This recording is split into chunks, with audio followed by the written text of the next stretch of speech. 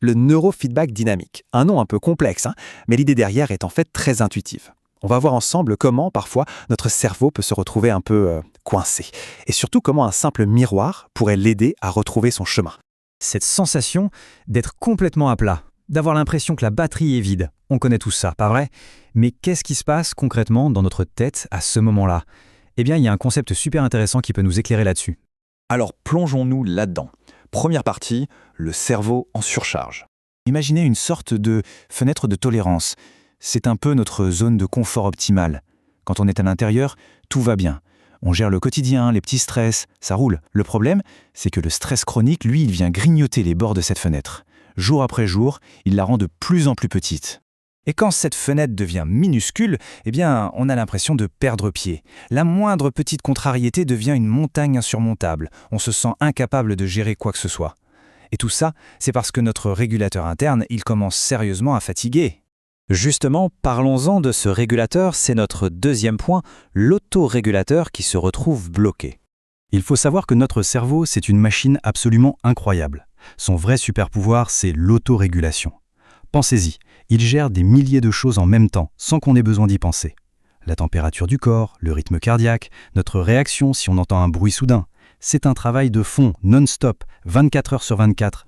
Alors, si ce système est si performant, qu'est-ce qui peut bien le dérégler? Qu'est-ce qui vient mettre des bâtons dans les roues de cette mécanique si bien huilée?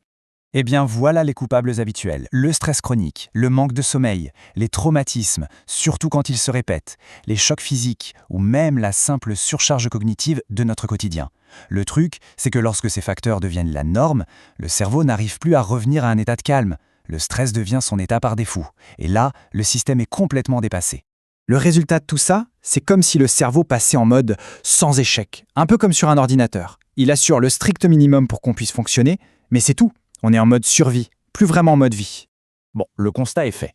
Mais alors, comment on sort de ce mode restreint? C'est là qu'on arrive à notre troisième partie, avec une approche radicalement différente, l'idée d'un miroir pour l'esprit.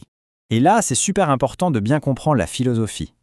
Le neurofeedback dynamique, ça ne traite pas le cerveau, ça ne lui envoie pas de courant, ça ne le force à rien du tout.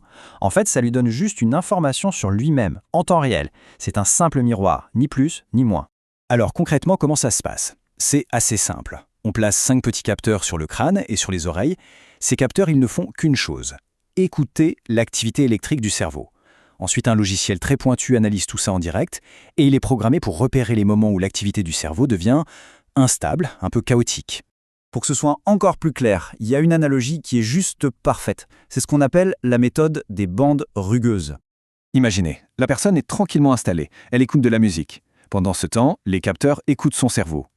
Tout à coup, le logiciel détecte une instabilité, un changement un peu brusque. C'est comme si une voiture commençait à dévier de sa voie sur l'autoroute. Et là, qu'est-ce qui se passe? La musique s'arrête. Mais attention, juste une microseconde, c'est à peine perceptible. C'est ça, la bande rugueuse. Cette micro-coupure, le cerveau la remarque, même de façon inconsciente. Et instinctivement, il se recentre. Il corrige sa trajectoire. Exactement comme on redresse le volant sans même y penser. C'est tout.